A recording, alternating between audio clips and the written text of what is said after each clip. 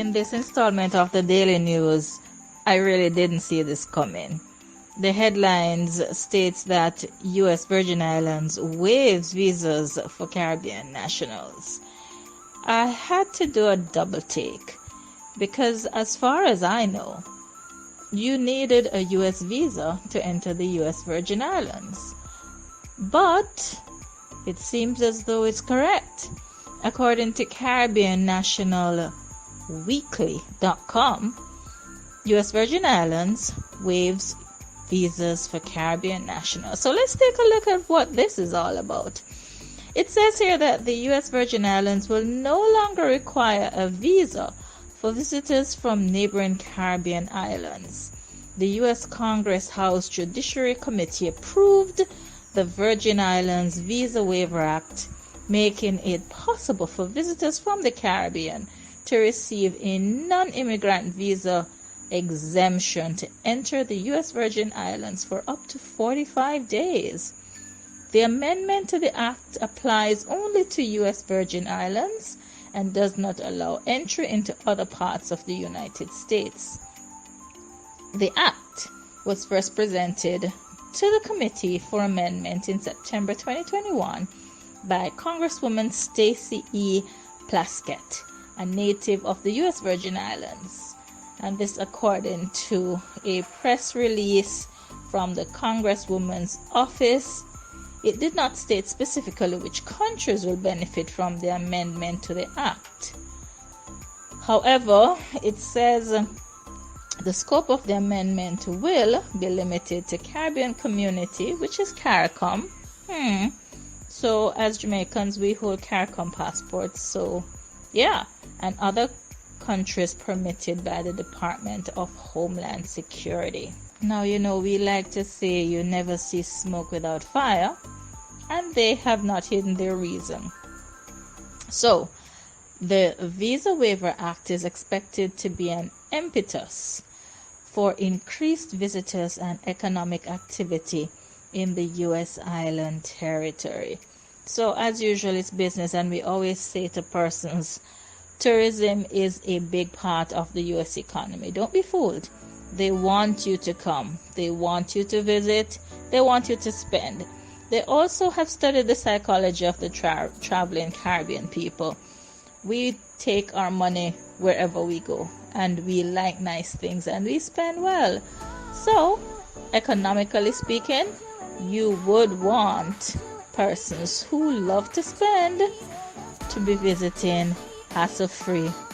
Thus, no visa required. Now for the world of shipping, this has been a pretty extraordinary week, and the two items that dominated cruise news was the fire aboard a Carnival vessel, as well as the Harmony of the Seas crashing into the port at Falmouth in Jamaica. So we will begin by talking a little bit about the Carnival Freedom and what happened regarding this particular ship. And this activity happened May 26th. So the simple truth is the ship's funnel caught fire, and this damage happened while they were in the port of Grand Turk, which is in Turks and Caicos. This is a Caribbean sailing which departed Port Canaveral and was scheduled to return to Port Canaveral at the end of the trip. However, in a letter that was sent directly to passengers aboard the Carnival Freedom, there was an extensive explanation as to what would transpire next. And so, just to summarize, the ship stated that the fire was put out without any injury to either guests or crew, and that the systems aboard the ship as well as hotel services continue to function normally. Now, they also stated that they are in regular contact with fleet operations in Miami and that all the appropriate authorities have been notified. Having conducted an assessment, the decision has been made that the ship will move to the shipyard in Grand Bahama, which means Carnival Freedom will not be sailing back to Port Canaveral.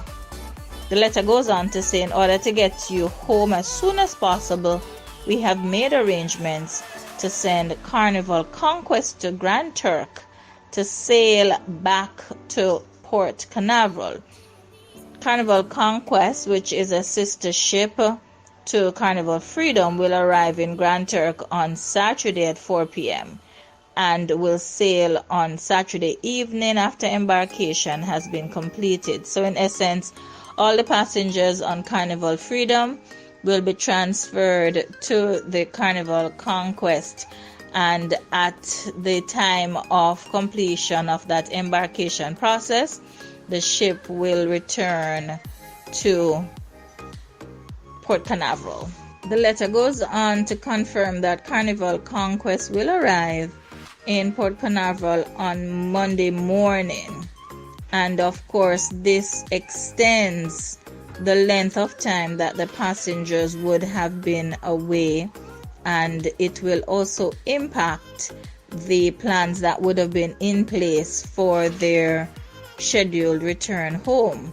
So as a contingency, the letter says, of course, the extra days of cruise and gratuities are on us. Additionally, guests who purchased Wi-Fi and beverage packages will have their packages extended on a complimentary basis. Got to love Carnival, what can I tell you?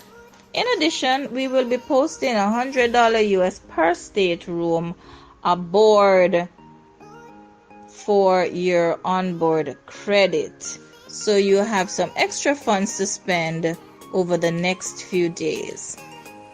Additionally, since we'd love nothing more than to welcome you back, you will receive a 50% future cruise credit.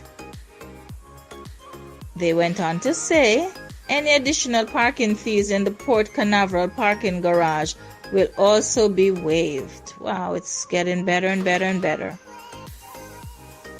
In the event you incur any extra expenses associated with independent, non-refundable air, we will reimburse you up to $200 per person.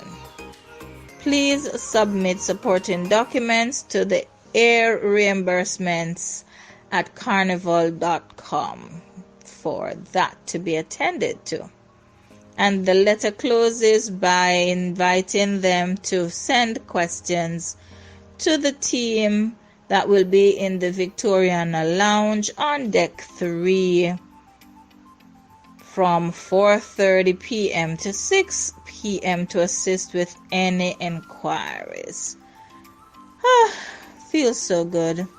And you know, this is why we are very, very happy to partner with partners who are very responsible to their passengers. They take care of the vessel, they take care of their passengers, and they take care of their crew. Hats off to Carnival. Now, to top off the news, this report from the Port Authority of Jamaica speaks to what occurred on Thursday when the Harmony of the Sea had an arrival issue as the pilot maneuvered her into the port. So, the Port Authority of Jamaica advises that during the arrival of the Harmony of the Seas on Thursday, May 26, 2022, at the historic Falmouth Port, the vessel collided with a mooring dolphin. This minor incident did not result in significant damages to the vessel. The vessel was eventually moored without delay, using the remaining infrastructure of the bollards on the remaining dolphin to stabilize the vessel. Subsequently, passengers were able to disembark and proceed as planned to their tours and other scheduled activities. The mooring dolphin was displaced and will be reconstructed.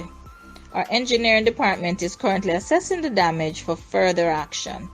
The Falmouth Port facility is designed to accommodate the safe berthing of vessels, notwithstanding the inaccessibility of the mooring dolphin, and will continue to do so as per normal port operations. So even though this mooring dolphin will not be available for a little bit, they will still be able to safely dock. And just as a follow-on, it says, as the regulator of the Chief Maritime Agency of Jamaica, the Port Authority of Jamaica acts in accordance with the Pilotage Act. And they speak about what section of that act speaks to appointing an investigator where there is an incident in the pilotage area. So the investigator is then required to provide the Port Authority of Jamaica with a report of the findings. And of course, these findings will be turned over to the relevant authorities, and we will see where we go from there. But good news is the vessel, before departing Jamaica, was fixed, and so she was able to continue with her scheduled sailing, no problems, and it was just, as they say, cosmetic damage. So you know what we do here at Sheri Fantastic. We keep you in the know, and it's important to know that it's not always cherries and roses, but life, sailing, traveling continues. If you need to ensure that you are on board one of these fine vessels or visiting one of these amazing destinations, you know where to call. Sheri Fantastic Travels and Resorts Limited. We're all about the fun. Ciao for now.